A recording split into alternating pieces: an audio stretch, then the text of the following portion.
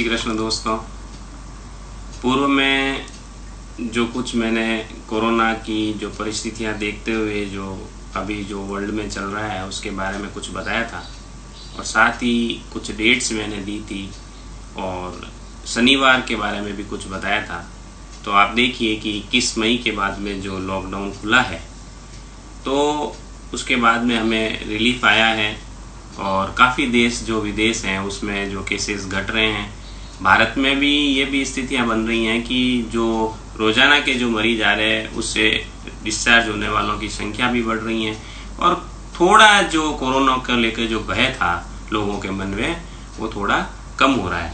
लेकिन भारत की कुंडली को देखते हुए मैंने ये क्लियर कहा था कि केतु जो है भारत की राशि के अंदर उपस्थित है और वो अपने दूसरे और तीसरे चरण के बीच में चल रहा है। इसलिए 16 जुलाई और 23 सितंबर तक हमें ध्यान रखना है। और आप देखिए 16 मई के बाद जो शनिवार था उसके बाद में शनिवार तीक्ष्णवार होने की वजह से हर शनिवार के दूसरे दिन केस बढ़ते हैं। आज रविवार है, कल भी केसेस बढ़े थे और भारत में मौतों की संख्या भी ज्यादा हुई थी। तो जो शनिवार है वो गंडात योग का और तीक्ष्णवार होने की वजह से ऐसी परिस्थितियां पैदा हुई हैं। हमें सनातन धर्म का जो है एक धन्यवाद या उन ऋषियों को धन्यवाद देना चाहिए जिन्होंने इतना उनकी एक योग बल से इन चीजों को हमें पहले ही बता दिया था। ये तो अपने को चाहिए कि उनका एक विस्तृत अध्ययन करें और इन चीजों से पूर्व में ही अपने पता लगा लें। अब मैं आपको एक बात और यहाँ पे नया बता दूं कि इस साल जो परिस्थितियां घटित हो रही हैं उसके बारे में अगर किसी बड़े बुजुर्ग से अगर पूछ ले, चाहे वो 90 साल का हो, 95 साल का हो या हमारी उम्र के लोग हो, अगर उनसे ये पूछा जाए कि आपने कभी इस तरह का समय देखा क्या, तो शायद बुजुर्ग होंगे या हम लोग होंगे ये यही कहेंगे कि ऐसा समय तो हमने कभी देखा ही नहीं। तो ऐसा क्या है इस साल, ऐसा क्या है? सबके मन में एक बड़ी ही उत्सुकता। मेरे को कई जने मैसेज कर रहे हैं कि साहब ये परिस्थितियां कब चेंज होगी, ऐसा क्यों आ रहा है। तो मैं आपको बता दूं कि अगर इस साल की अगर शुरुआत देखें तो 26 दिसंबर को सूर्य ग्रहण लगा था और 26 दिसंबर 2019 की बात बता रहा हूं। और उसके बाद इस साल में आप देखिए परिस्थितियां ऐसी हैं जिसमें 6 ग्रहण बन रहे हैं। 6 ग्रहण का अगर मैं वर्षों पुरानी अगर कोई पंचांग देखें या सिस्टम देखें तो कभी शायद ही कोई 6 ग्रहण एक साल में आ रहे होंगे, और आ रहे होंगे तो भी उसका पता लगाना मुश्किल है। लेकिन इस साल इन 6 ग्रहणों की वजह से ये स्थितियां पैदा हो रही हैं। उसमें आप देखिए पहला ग्रहण जो आया था वो 10 जनवरी को आया था और आगे इस महीने में जून के अंदर 2 ग्रहण 5 जून और 21 जून को आ रहे हैं, फिर 5 जुलाई को आ रहे हैं और उसके बाद में 30 नवंबर और 14 दिसंबर को ग्रहण आ रहे हैं। इस तरह से कुल 6 ग्रहण एक साल में आने की वजह से ऐसी परिस्थितियां पैदा हुई हैं।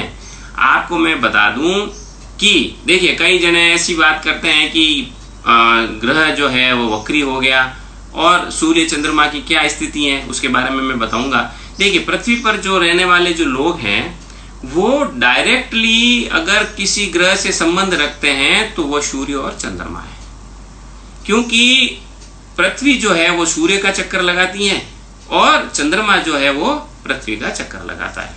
तो आपने देखा होगा कि अगर कोई कुंडली का कोई जानकार हो तो सूर्य कुंडली बनती है और चंद्र कुंडली बनती है। सूर्य अपने आत्मा को देखता है तो आत्मा की कुंडली हो गई, और चंद्रमा जो है वो अपने मन को देखता है तो वह मन की कुंडली हो गई। तो इस तरह से हम डायरेक्टली इफेक्टिव सूर्य और चंद्रमा से ही होते हैं। और अगर ये ग्रहण अगर आ जाते हैं सूर्य चंद्रमा जैसे डिस्टर्ब, जैसे हम अगर धार्मिकता की बात करें तो राहु केतु का अगर इफेक्ट इनके ऊपर आ जाए तो अगर ये परेशान और विचलित हो रहे हैं तो हम लोग जरूर होंगे। आप देखिए कि भारत या विश्व के अंदर देखें तो 3/4 जो भूभाग है वह पानी से घिरा हुआ है। उस समुद्र में भी चंद्रमा की वजह से ज्वार और भाटा आता है और हमारा शरीर भी लगभग 70 से 75% पानी से बना हुआ है।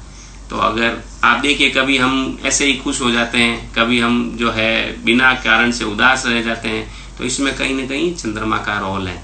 अगर ये उन ग्रहों पर अगर स्थितियां प्रॉब्लम आ रही हैं तो जरूर हम लोगों पर, पृथ्वी पर रहने वाले लोगों को भी प्रॉब्लम आएगी, ये निश्चित है।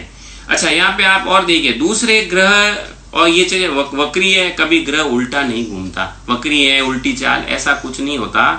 होता है इनकी ग्रहों की जो घूमने की जो डायरेक्शन है और उनकी जो रेखा है, उसमें जब पृथ्वी जब अपने लॉन्ग वाली जब चीज पकड़ती है और चंद्रमा दूसरे जो ग्रह हैं वो छोटे वाले अगर अपनी लाइन को पकड़ते हैं तो उनकी गति पृथ्वी के सापेक्ष में धीरे हो जाती है और वो थोड़ा पीछे चले जाते हैं, इसलिए उनकी वक्रता या वक्री होना ग्रहों का कहा जाता है। चंद्रमा और सूर्य कभी भी वक्री नहीं होते। अब मैं यहाँ पे अगर बात करूं तो ये 21 जून का, अभी बीच में जो 5 तारीख और अगला जो 5 तारीख को 5 जुलाई को जो चंद्र ग्रहण आएंगे वो माध्य चंद्र ग्रहण होंगे, उसमें राहु केतु का इफेक्ट नहीं होगा। इसलिए मैं इन ग्रहण के बीच में जो सूर्य ग्रहण आ रहा है वो 21 जून को आ रहा है और उस दिन आप देखिए 6 ग्रह आपस में इफेक्टिव होंगे। बुध उनके साथ होगा, राहु केतु सूर्य चंद्रमा, ये 6 ग्रहों से वो इफेक्टिव होगा और साथ में मंगल है वो मीन राशि में मौजूद होते हुए चौथी उनकी पूर्ण दृष्टि ग्रह जो क्रूर ग्रह का उसके ऊपर आप देखिए दृष्टि होगी।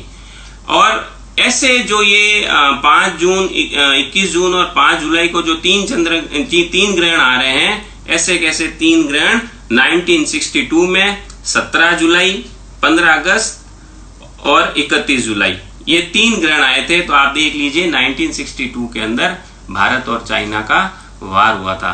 तो इस तरह से जब सूर्य ग्रहण के बाद में पुनः चंद्र ग्रहण आता है तो राजाओं में युद्ध का भय बना रहता है। यहाँ पे आप देखिए जो 21 जून को जो ग्रहण हो रहा है वह कर्क रेखा पे हो रहा है और कर्क रेखा पे और साथ में मंगल जो है वो मीन राशि में जलीय राशि में होने की वजह से भूमि का पति होते हुए मुझे उन कर्क रेखा पर जो अवस्थित जैसे देश हैं उसमें आप देख लीजिए ताइवान होगा, हांगकांग होगा, हमारे भारत देश के जैसे कुछ राज्य इसमें से गुजरेंगे और ये अप टू मैक्सिको जो है सिटी अमेरिका की, वहां तक ये कर्क रेखा जा रही है। तो उनके ऊपर ये जो देश होंगे इनके ऊपर इफेक्ट जरूर आएगा। और ताइवान और हांगकांग एक ऐसा इंटरलॉक बन रहा है भूमि के साथ में जलीय स्थान, दक्षिणी चीन सागर कह दो, तो उस जगह मुझे कुछ न कुछ जो है परेशानियों वाली स्थान, मुझे 21 जून आने में टाइम भी है लेकिन मुझे वहां पे कुछ न कुछ परेशानियां नजर आ रही हैं। उसको लेकर राजाओं में युद्ध की आशंका से मना नहीं किया जा सकता। अच्छा, दूसरा आप एक और चीज यहाँ पे आपने नोट की होगी कि वर्तमान में जो सूर्य है वो 21 जून के बाद दक्षिणायन होगा, लेकिन सूर्य जो मेष राशि में आया 14 जनवरी से मकर राशि में आता है, उसके 3 महीने के बाद में वो मेष राशि में एंटर होता है और अभी 21 जून को वह कर्क राशि में चला जाएगा। तो 21 जून, 21 अप्रैल, 21 मार्च और इससे पहले 14 तारीख। तो आप देखिए कि जब 14 मार्च के बाद में ये उत्तरी गोलार्ध में जब आया है सूर्य, उसके बाद में उत्तर के देशों में कोरोना की जो प्रॉब्लम है वह बड़ी है और दक्षिणी गोलार्ध में जैसे देख लीजिए ऑस्ट्रेलिया है, न्यूजीलैंड है, इन देशों के अंदर कोरोना का इफेक्ट कम है।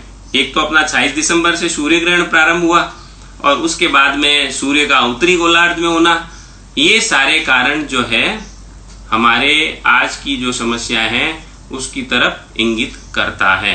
अब आप देखिए कि जो 21 जून है इस दिन जो अपना सूर्य ग्रहण हो रहा है वह मिथुन राशि के अंदर हो रहा है, मृगशिरा नक्षत्र के अंदर हो रहा है, रविवार के दिन हो रहा है, खग्रास ग्रहण है और सूर्य ग्रहण के बाद चंद्र ग्रहण आ रहा है और उस दिन दंड योग बनता है।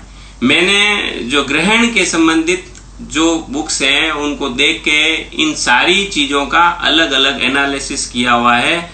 इनमें से देखते हुए मुझे ऐसा लगता है कि एक तो सूर्य ग्रहण के बाद चंद्र ग्रहण आ रहा है तो भूकंप की आशंका बनेगी, राजाओं में युद्ध का खतरा बना रहेगा, दिल्ली है, एमपी है, महाराष्ट्र है, इसमें राजनीतिक द्वंद्वता बढ़ेगी, इनमें प्रॉब्लम हो सकती है, पीड़ा नजर आ रही है। और उड़ीसा व आंध्र प्रदेश और छत्तीसगढ़, कलिंग लिखा हुआ है उसके अंदर, कलिंग प्रदेश में पीड़ा है। तो कलिंग आज की तारीख में छत्तीसगढ़, उड़ीसा और आंध्र प्रदेश। तो उड़ीसा आंध्र प्रदेश में हो सकता है तूफान आए, राजनीतिक प्रतिद्वंदता या कहीं न कोई परेशानी आने का मुझे दृष्टि हो रही है कि ऐसी परेशानी यहाँ आ सकती हैं। तो कुल मिला के ये 21 जून और आगे वाला जो समय है वो हमें देख के निकालना है। मैंने पूर्व में भी बताया था कि सूर्य के जो कृत्तिका नक्षत्र है, उत्तरा फाल्गुनी और उत्तरा आषाढ़ा जो नक्षत्र है, उनकी राशि के जो शहर है, जो स्थान है, म है, ट है, प है, तो पश्चिम बंगाल का कलकत्ता आ गया, अहमदाबाद गुजरात का आ गया, MP का इंदौर आ गया, और ज है जोधपुर है, जयपुर है। तो इन स्थानों पे अभी भी ये सूर्य ग्रहण की वजह से कोरोना का या महामारी का प्रॉब्लम रहेगी। और इस तरह से जब भी ये स्थितियां आती हैं तो मैं आपको ये बता दूं कि राजनीतिक द्वंद्वता बढ़ेगी। और साथ में ये देखिए, अच्छा, नौकरी वालों को भी प्रॉब्लम रहेगी और खेतीबाड़ वाले जो लोग हैं उनको भी प्रॉब्लम रहेगी, और इसमें टिड्डियों का भी खतरा बना रहेगा। ये ग्रहण के संबंधित जो बुक्स हैं उसके अंदर जो हमारे ऋषि मुनि हैं उन्होंने जो निकाला है, उन्होंने क्लियर लिखा है। तो हम लोगों को इन सभी चीजों को ध्यान में रखते हुए पूरा ध्यान रखें। जैसे जैसे सरकार की गाइडलाइन है वैसे हम आगे चलें। और पर्टिकुलर मिथुन राशि हो और भी जो इतना 6 ग्रह वक्री हो रहे हैं, 6 ग्रहों का इफेक्ट है, तो सभी लोगों पे कुछ न कुछ इसका इफेक्ट जरूर आता है। तो सूर्य ग्रहण के दिन सभी ईश्वर को याद करें, सूर्य मंत्र का जाप करें, और अपने जो गायत्री का मंत्र है उसका भी जाप करें। उसमें आपको मैं 5 मंत्र जो है वो यहाँ पे बता दूं कि ओम नित्याय नमः, ओम आदित्याय नमः, ओम भास्कराय नमः, ओम सूर्याय नमः, ओम ग्रहणी सूर्याय नमः। इन 5 मंत्रों का ग्रहण काल में और गायत्री मंत्र का जाप करें।